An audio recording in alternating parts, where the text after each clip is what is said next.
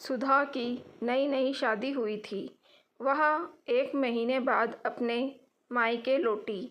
अपनी माँ के सामने बैठकर सुधा आंसू बहाते हुए बोली, माँ, तुमने मुझे किस घर में पटक दिया?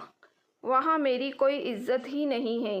सारा दिन नौकरानी की तरह रसोई में खड़ी रहती हूँ। किसी को भी मुझ पर दया नहीं आती। कभी सास ससुर की रोटियाँ पकाओ, कभी छोटे देवर की, फिर ननद के कॉलेज से लौटने पर उसके लिए रोटियां बनाओ। और माँ, आए दिन सासू माँ के रिश्तेदार आते रहते हैं। उनके लिए मुझे ही चाय नाश्ता और खाना तैयार करना होता है। रोज़ गंदे कपड़ों के ढेर इकट्ठे हो जाते हैं। आराम ही नहीं मिलता। ज़िंदगी नर्क सी बन गई है।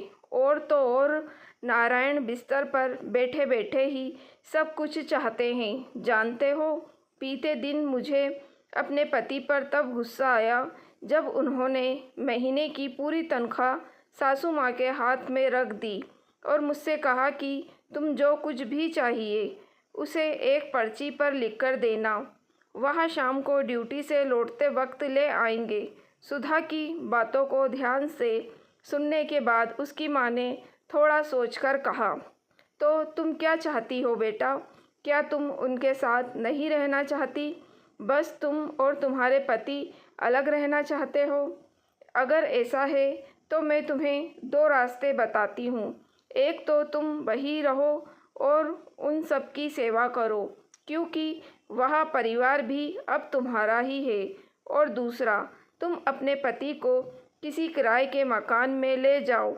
वहाँ तुम्हें किसी का खाना पकाना नहीं पड़ेगा, किसी के कपड़े धोने नहीं पड़ेंगे और तुम्हारे पति की पूरी तनख्वाह भी तुम्हें ही मिलेगी।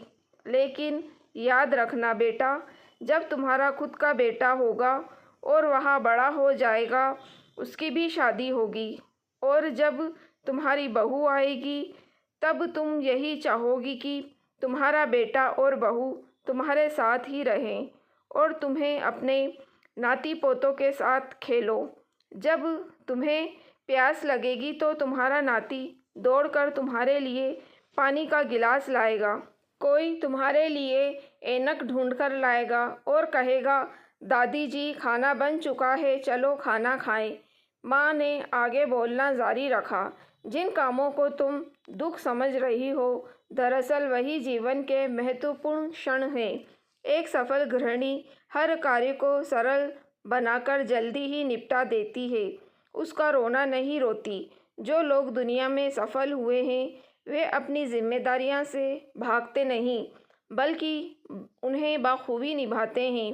और बेटा, यह जो तुम जिंदगी की परेशानियां समझ रही हो ना, वह तुम्हारी सासू माँ तुम्हें एक जिम्मेदार बनाने के लिए सिखा रही है। वह आने वाले समय की परेशानियों से निपटने के लिए तुम्हें तैयार कर रही है। वर्षों से हर सास अपनी बहू को जिम्मेदार बनाने के लिए ऐसा करती आई है। कल तुम भी अपनी बहू को जिम्मेदार बनाने के लिए उसे मजबूत बनाओगी।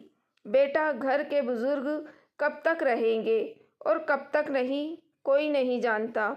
वे अपनी आने वाली पीढ़ियों को मजबूत और रिश्ते निभाते हुए देखना चाहते हैं। कल तुम भी अपने बच्चों से यही आशाएं रखोगी। सुधा की आंखों में आंसू थे। सुधा ने उसी वक्त अपना बैग उठाया और बोली, बस माँ, मैं समझ गई आपकी बात। आपकी बातों ने अनमोल सीख दी है। मैं अभी अपने ससुराल वापस जा रही हूँ। शाम होने वाली है और सासू माँ के पैरों में दर्द रहता है। मुझे उनके घुटनों की मालिश करनी है। यह कहते हुए सुधा मुस्कुराती हुई ससुराल की ओर चल दी, जबकि उसकी माँ अपनी बेटी की समझदारी पर मुस्कुरा रही थी। दोस्तों, अगर आपको कहानी पसंद आई है तो प्लीज़ आप मेरे चैनल वॉइस ऑफ नीलोफर को सब्सक्राइब ज़रूर कीजिएगा और मेरी वीडियो को लाइक और शेयर भी ज़रूर कीजिएगा। Thank you for watching.